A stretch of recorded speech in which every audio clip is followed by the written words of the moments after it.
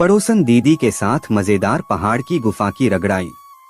सभी लड़कों और लड़कियों को मेरा नमस्कार। मेरा नाम शुभ है और मैं 22 साल का हूँ। आज मैं जो स्टोरी लिखने जा रहा हूँ वो काफी पहले शुरू हुई थी, तब मैं स्कूल में था। मुझे उस टाइम रगड़ाई के बारे में ज्यादा नहीं पता था। उस टाइम मेरे पास बस एक एंड्रॉयड फोन था, वो भी सस्ता वाला, जिसमें ढंग से फोटो भी क्लिक नहीं होती थी। उसमें भी मैं ज्यादातर गेम्स खेलता और गाने ही सुनता था, क्योंकि मुझे उस वक्त तक रगड़ाई नाम का शब्द कहीं सुनने को भी नहीं मिला था। मेरे सारे दोस्त भी काफी शरीफ और पढ़ाकू किस्म के थे और सब अपनी मस्ती में रहते थे। रगड़ाई आदि का हमें कुछ मालूम ही नहीं था। फिर एक रात हुआ यूं कि मैंने गूगल खोला हुआ था और मैं बेड पर लेटा था। मेरे साथ मेरी बहन सो रही थी। मुझे अचानक से ख्याल आया कि क्यों ना गूगल में ऑनलाइन रगड़ाई सर्च किया जाए, देखते हैं कि क्या आता है। मैंने तुरंत रगड़ाई लिखकर सर्च किया तो बहुत कुछ सामने आ गया।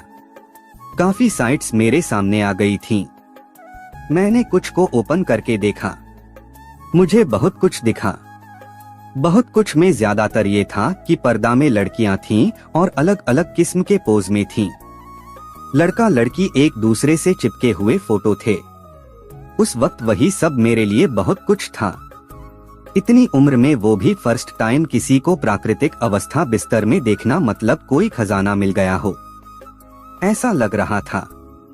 हालांकि आजकल तो 19 से 20 साल के बच्चों के लिए रगड़ाई करना भी कोई बड़ी बात नहीं है। ये सब वो स्कूल आते जाते भी कर लेते हैं। लेकिन मेरी कहानी पढ़कर उनको भी तो पता चले कि पहले चूल्हे में आग जलाना मतलब जमीन वाले पहाड़ में खेत जुताई वाली मशीन डालना कितना मुश्किल था। उस पूरी रात शायद 3 बजे तक मैं वही सब सर्च करता रहा। मैंने काफी तरह से लिखकर सर्च किया, लेकिन मुझे जो देखना था वो मिल नहीं रहा था।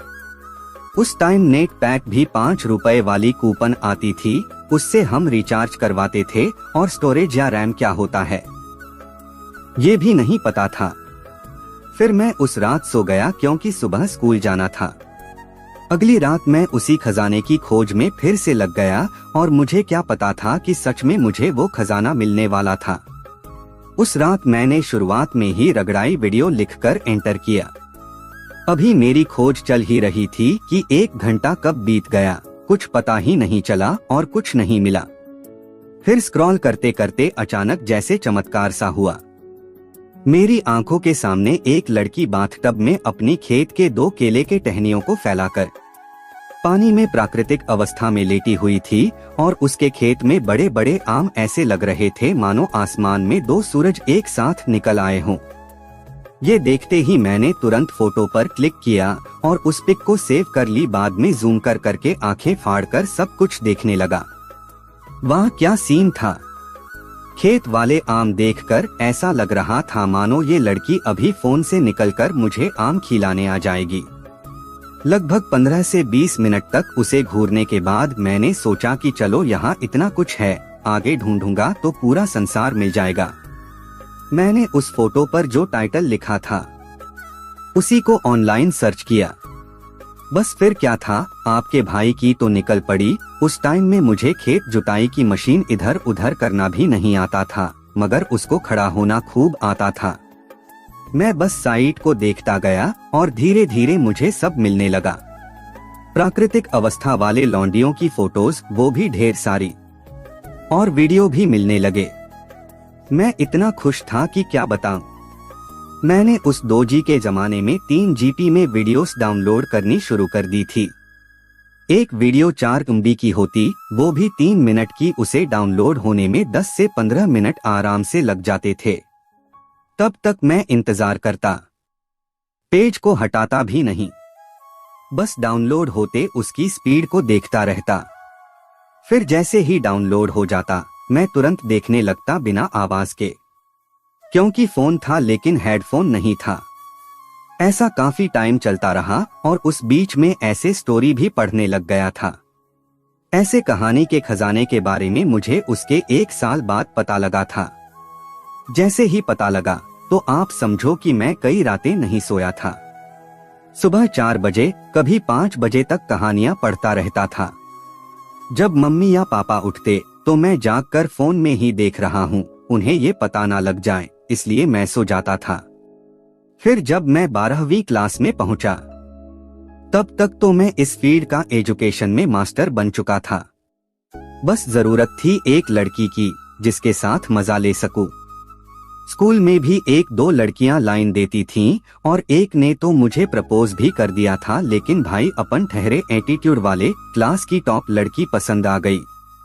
लेकिन सब उसके पीछे पड़े थे, पर उसके साथ मुझे लगा दिया गया। ये सब हुआ मेरे नालायक दोस्तों की वजह से हुआ, वो तुझे देखकर हंस रही थी, ऐसा बोलकर मुझे उसके पीछे लगा दिया था। इससे हुआ ये कि जिसने मुझे प्रपोज किया था वो भी हाथ से निकल गई और जिसको मैंने प्रपोज किया वो साली पहले से ही किसी और का माल निकली। आपके भाई की तो समझो लग गई थी। स्कूल तो खत्म होते होते कुल मिलाकर फलस्वरूप ये निकला कि आम गिनने के चक्कर में गुठलियां भी हाथ नहीं आई थीं। अब करें तो करें क्या?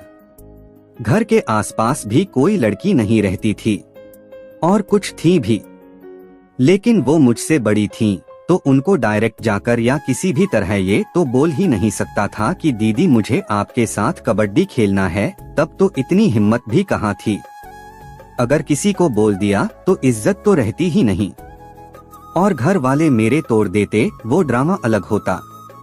अब मेरा कॉलेज में एडमिशन हो गया था। बस जैसे ही डेट आती मुझे कॉलेज की पढ़ाई शुरू करनी थी। उसी तारीख के इंतजार में एक दिन मैं घर पर अकेला था। मैं हॉल में टीवी ऑन करके अपने रूम में मस्त था। सारे कपड़े निकालकर तकिए से मजे ले रहा था, क्योंकि तब वही सहारा था। तभी मुझे लगा कि कोई आया है, तो मैंने तुरंत कपड़े पहन लिए और जल्दी जल्दी दौड़कर बाहर चला गया। बाहर देखा तो मेरे घर के रोड के उस तरफ की लड़की थी। उसको मैं पीनू दीदी कहकर बुलाता था, वो आई थी। वो बहुत मस्त दिखती थी, सबके साथ बिल्कुल फ्रेंडली रहती, छुट्टा अंदाज था, और सबसे अच्छी बात है कि वो शर्माती नहीं थी, मतलब बहुत कम शर्माती थी। वो जब आई तो जीन्स और टी शर्ट पहनकर आई थी। उसका वही ड्रेसिंग स्टाइल था। मुझे सबसे ज्यादा उसके लिप्स पसंद थे। मैं बोला, क्या हुआ पीनू दी? कुछ नहीं। श्रेया कहाँ है?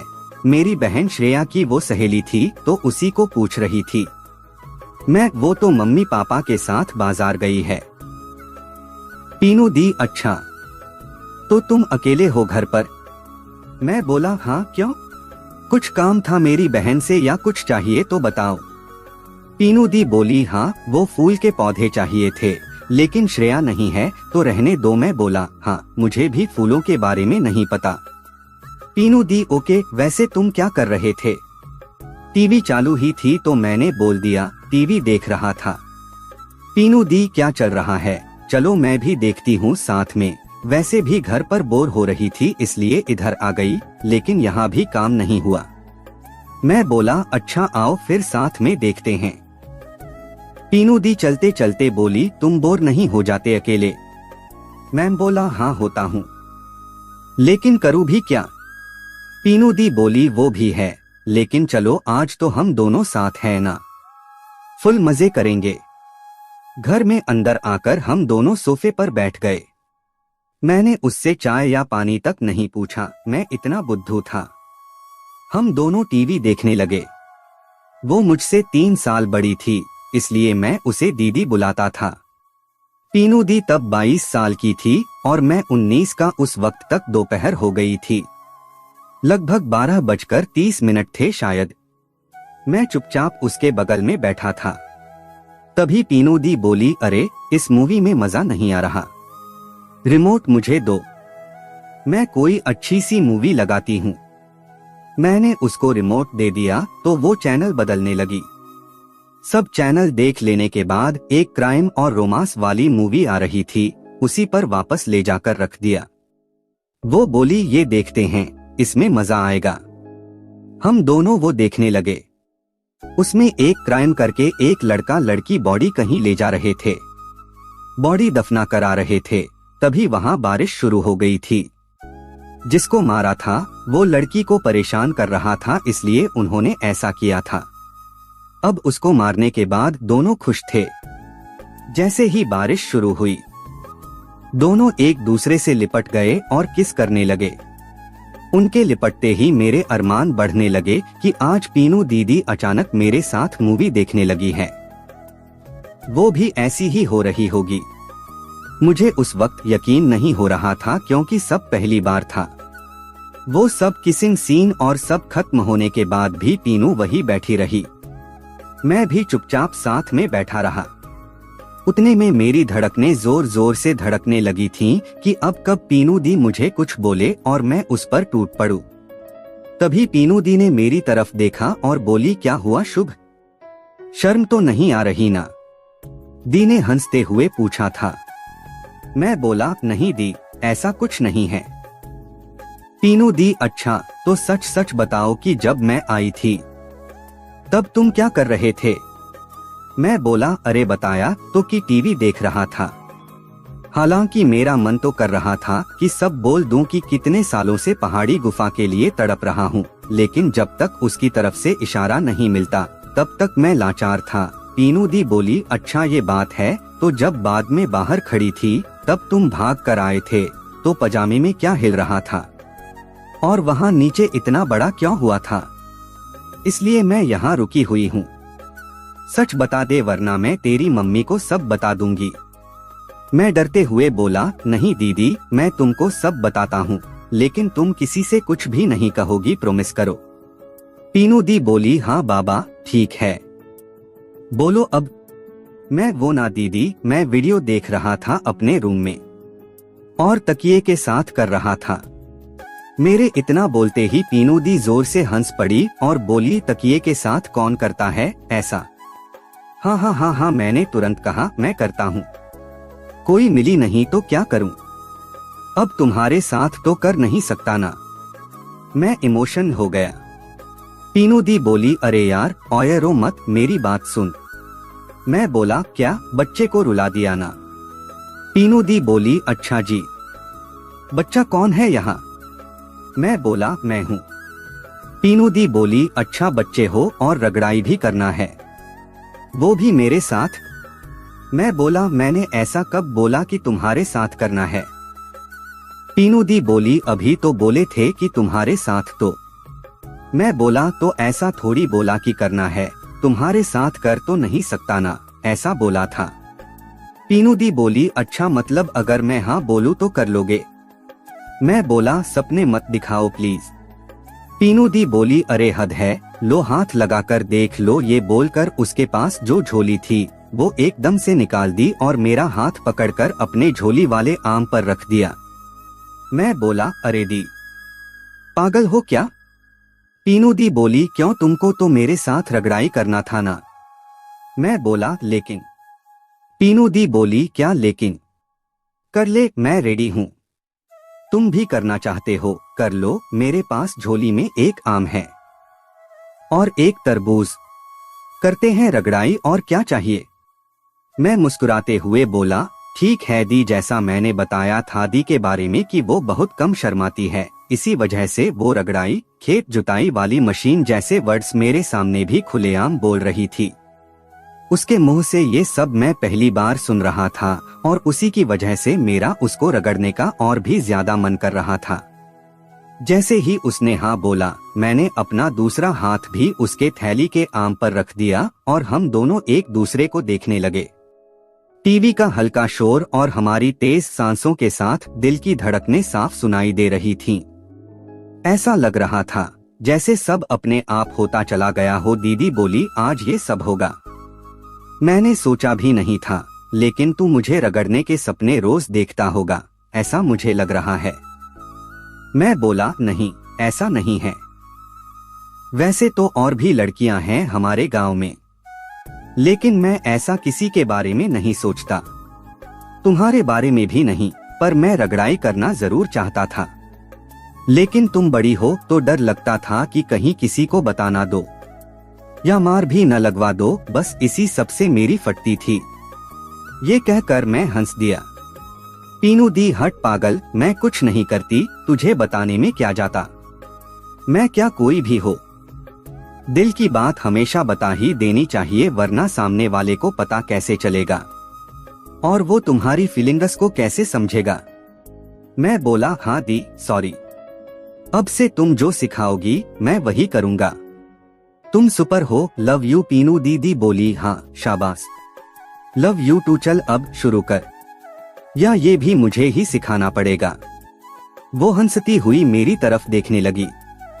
मैं बोला अरे नो टेंशन पीनू दी, इस काम में तुम बस अब मजे लो। इतना बोलकर मैंने सीधा उसके पंखुड़ियों को किस कर लिया और हम दोनों की आंखें बंद हो गईं। हम एक दूसरे में मदहोश होने लगे। पीछे मूवी में रोमांटिक गाना चलने लगा था। मुझे पता था कि शाम के 5 बजे से पहले कोई नहीं आने वाला, क्योंकि जब मम्मी अपने मायके जाती हैं तो ये पता था कि उधर उनको देर तो लगती ही है। वहां से उनको मार्केट भी जाना था, तो मैं बिल्कुल रिलैक्स था और दी के पास वाले पंखुड़ियों को किस किए ही जा रहा था। पीनू दी भी मेरा पूरा साथ दे रही थी। लगभग 15 से 20 मिनट बाद हमने इससे खुद को फ्री किया। वो बोली मैं समझ सकती हूँ कि हम दोनों का फर्स्ट टाइम है, लेकिन सोफे पर ही सब करना है क्या। ये सुनकर मैं हंस पड़ा और वो भी। मैं बोला अच्छा तो इसके लिए किसने रोका। पीनू दी बोली ऑफ कोर्स, चलो मुझे अपने बेडरूम में ले जाओ और फिर जम के थैली वाले आम चूसो, रगड़ो, चिल्लाओ, जो करो वो करो। आज खत्म करने का दिन है, पता नहीं दोबारा मौका कब मिले। मैं बोला हाँ दीदी, लेकिन तुम्हारी सब कुछ अभी पैक ही होगा ना अभी तक। दी बोली देख शुभ, प्लीज मेरा रगड़ दे पहले, फिर मैं तुझे सब बताऊंगी। अभी मेरी बात को समझ। ये बात पीनू दी ने इतनी इमोशनली बोली कि मैंने सीधा उसको उठाया और अपने बेड पर ले जाकर लुढ़काकर उसके ऊपर लद गया। अभी मैं एक भी शब्द बोले बिना अपना काम कर रहा था। उसने जो थैली रखी थी वो मैंने निकाल दी और उसके थैली वाले आमों को चूसने लगा। दी के थैली वाले आम के बारे में बताऊं तो पहली बार मैंने किसी लड़की के पास से आम को खाया था और देखा था। उसके थैली वाले आम को छूने में बिल्कुल मुलायम और देखने में ऐसे रसीले थे जैसे संतरे हों। मैं उसके थैली वाले आम को फील कर रहा था और हल्के से दबा भी रहा था, चूस भी रहा था। मैं जो उसकी जमीन के साथ कर रहा था वो पीनू दी भी पूरी तरह से फील कर रही थी। सच में रगड़ाई करते समय हम स्वर्ग में होते हैं। ऐसा लोग ऐसे ही नहीं कहते कि रगड़ाई का सुख वो क्या जाने, जिसने ये सुख लिया ही न हो। वो सब मैं आज महसूस कर रहा था। उस बीच मदहोश पीनू दी को जैसे थोड़ा होश आया। उसने तुरंत आंखें खोली और बोली बस बहुत हुआ। मैं डर गया कि कहीं मैंने कुछ गलत तो नहीं कर दिया कुछ, क्योंकि वो मेरा फर्स्ट टाइम था।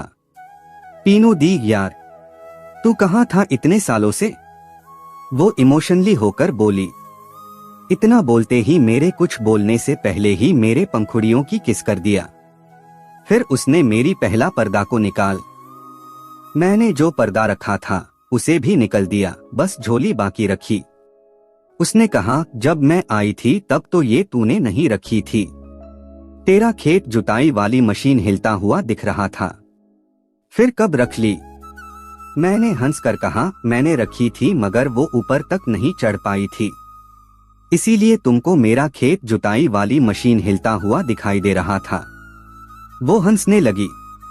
मैं बोला अब इसे क्यों बाकी रखा। दी बोली शू चुप, खुद ब खुद निकल जाएगी, तुम काम चालू रखो। इतना बोलकर मैंने उसकी नीचे वाला पर्दा बड़े ध्यान से निकाला और पर्दा को नीचे खींचने लगा। वहां एक कॉमेडी सीन हो गया। उसकी पर्दा नीचे से बहुत टाइट थी तो निकल ही नहीं रही थी। मैं पूरा जोर लगा रहा था। दीदी देख रही थी कि क्या करता है देखूं। वो धीरे धीरे हंस भी रही थी। 2 मिनट हो गए थे, नहीं निकल रही थी। दीदी से रहा नहीं गया और वो जोर से हंस पड़ी। हाँ हाँ हाँ। मैं बोला क्या हुआ। दीदी बोली यही कर लो 5 बजे तक, रगड़ाई हम अगले जन्म में कर लेंगे। मैं बोला तुम ऐसी पर्दा रखती ही क्यों हो, जल्दी निकल जाए ऐसे रखा करो। दीदी बोली, अच्छा जी, अंबानी तो बनना है लेकिन मेहनत नहीं करनी है। मैं बोला, मतलब? दीदी बोली, ये छोटी सी प्रॉब्लम है, खुद सॉल्व कर लो और रगड़ लो। मेरी खेत के पहाड़ वाली गुफा को रस पीना है तो मेहनत तो लगेगी ही बेटा। जो करना है वो करो, लेकिन पर्दा तो तुम्हें ही निकालनी पड़ेगी। मुझे तुरंत आइडिया आया कि कैसे छपरी लड़के टाइट पर्दा को निकालते हैं। तुरंत प्लास्टिक की एक थैली लाया, दीदी के केले के टहनियों पर लगाई और फटाक से दोनों टहनियों से निकाल दिए। दी बोली, शाबाश मेरे शेर, चल अब बिल्ली मारने का टाइम आ गया है। अब मुझे उसकी दोनों केले के टहनियां बिल्कुल प्राकृतिक अवस्था में दिखाई दे रही थीं और वो इतनी सॉफ्ट थीं कि क्या ही बोलूं उनके बारे में। पीनू दी की पूरी जमीन ही सॉफ्ट थी। मुझे गर्मी लग रही थी तो मैंने फैन चालू किया। रूम में थोड़ा अंधेरा था लेकिन हल्की सी लाइट खिड़की के कांच से आ रही थी। उस रोशनी में बेड पर प्राकृतिक अवस्था में पड़ी पीनू दी का जमीन कुंदन सा पूरा चमक रहा था, जैसे कोई बेशकीमती हीरा हो। हाँ, मेरे लिए तो वो हीरा ही थी। इतनी प्यारी लग रही थी मुझे वो कि क्या ही बताऊं, शब्द नहीं है। उसको भी मेरे बारे में शायद ऐसा ही फील हो रहा होगा। मेरा छोटे लाल फुल टाइट था, वो बस उसकी खेत वाले पहाड़ की गुफा को नमस्कार बोल रहा था। हम दोनों एक दूसरे को हिट करने में लग गए। हम दोनों ने अभी तक एक दूसरे की झोली नहीं निकाली थी। हमारा मानना था कि टाइम आने पर वो खुद ब खुद निकल जाएगी। दीदी को भी इतना अच्छे से ये सब कैसे आता था, ये अभी जानना बाकी था। मैं उससे सब पूछ रहा था लेकिन उसको रगड़ाई पहले चाहिए थी, इसलिए मेरा मुंह बंद करवा दिया था। सब होने के बाद वो खुद से सब बताने वाली थी। जितना आप सब जानने में उतावले हो, मैं भी उतना ही था। मैं उसकी नर्म टहनियों पर हाथ फेरता तो कभी उसके जमीन में उंगली फेरता। फिर वो प्यार से कान में आकर बोलने लगी, शुभू, चाहे जो हो जाए, आज किसी की परवाह मत करना, बस मुझे अपने खेत जुताई वाली मशीन से मेरी खेत रौंद ही देना। मैं भी बोल देता कि पीनू, तू समझ नहीं सकती कि मैं आज कितना खुश हूँ। मैं आज तुझे नहीं छोड़ने वाला, तू बस देखती जा, तुझे मैं रगड़ाई देने में कोई कसर नहीं छोड़ूंगा। सामने दीवार घड़ी में 2 से 40 का समय हो रहा था। पंखा चालू था, फिर भी हमें गर्मी का एहसास तक नहीं था। जरा सोचकर देखिए, हमने एक दूसरे को कितना प्यार दिया होगा। अब वो घड़ी आ चुकी थी जिसका हमको बरसों से इंतजार था। मैंने धीरे से अपना हाथ पीनू दी की झोली में डाल दिया। वो कांप उठी और उसके मुंह से प्यार भरी आवाज निकल गई। पहली बार जब कोई खेत के पहाड़ वाली गुफा को या किसी भी जमीन को वो भी प्यार से चाहे, फिर वो लड़की का हो या लड़के का, लेकिन मजा बहुत ही ज्यादा आता है। क्यों, सही कहा ना? उसकी ये आवाज सुनकर मैं कंट्रोल खो बैठा। दीदी की खेत वाली पहाड़ी क्षेत्र पूरी गीली हो चुकी थी, उसकी झोली के ऊपर से भी गीला दिख रहा था। मैं उसकी झोली को ऊपर से ही सूंघने लगा। ये सिलसिला चल रहा था लेकिन धीरे धीरे तेज भी हो रहा था। अब पीनू दी इतना बेबस हो चुकी थी कि उसे कुछ भान नहीं था। जैसे शराब पीकर हाल होता है, वैसे ही पीनू दीदी का भी हाल हो चुका था। वो मेरे हाथ को मेरी नाक के सामने लाई और मुझे सूंघाने लगी। मैं उसकी खेत की खुशबू को महसूस कर रहा था। उसका नशा ही एकदम अलग था। कोई भी नशा उसकी खेत वाले पहाड़ की खुशबू का मुकाबला नहीं कर सकता था। उसी के साथ वो मेरे पास वाले लोहे की मशीन भी बहुत ही तेजी से हिला भी रही थी। अब जंग के लिए हम दोनों एकदम रेडी थे। हमारे हथियार भी और सैनिक भी एकदम रेडी थे। मैंने खुद को जैसे तैसे खुद को पीनू दी के चंगुल से छुड़ाया और उठ खड़ा हुआ। वो ऐसे मचल रही थी जैसे कोई मछली बिन पानी के किनारे छटपटा रही हो। मुझसे पीनू दी की हालत देखी नहीं जा रही थी। वो पूरी मदहोश थी और प्लान के मुताबिक झोली निकालना नहीं था। मैंने अपना खेत जुताई वाली मशीन झोली के होल से बाहर निकाला और दी की दोनों खेत में जो केले थे उनके टहनियों को फैलाकर मैं बीच में बैठ गया। पीनू दी बोली, यार मुझे प्राउड है तेरे पर, तू बहुत मस्त है। चल अब जल्दी से जंग शुरू कर दे। हम दोनों खेत जुताई, पता था कि फर्स्ट टाइम है तो थोड़ा दर्द तो होने ही वाला है। अभी तक न उसने मेरा खेत जुताई वाली फिल्म देखा था न ही मैंने उनकी खेत वाले पहाड़ की गुफा। जब वो दीदी की पहाड़ वाली गुफा के अंदर जाएगा तभी उसको मेरे पास वाले लोहे की मशीन का साइज पता चलेगा। मैं बस उसकी खेत वाले पहाड़ की मशीन पर अपने पास वाले लोहे की मशीन को रगड़ रहा था। मैंने उससे पूछा, दीदी तुमको जोर से चिल्लाना आता है न? दीदी बोली, हाँ क्यों, चिल्लाऊं क्या? मैं बोला, हाँ।